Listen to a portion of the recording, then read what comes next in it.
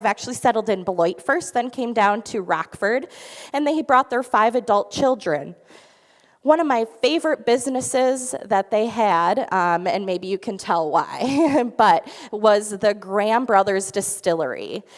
They owned the very first sour mash whiskey distillery in Illinois, and that was located here in Rockford. That was located on South Main, a couple blocks south of the museums, and it closed in 1919 because of Prohibition. But, and I'll talk later about it, well, so it... we'll talk about that. it closed. Then in 1926, the Ginestras from Sambuca, Sicily, came to Rockford. They started in Chicago in the early 1900s, came into Rockford, and in 1926 bought the Graham Ginestra house. Here we have Mary and Leo Ginestra. A little funny story about them. Their fathers were brothers.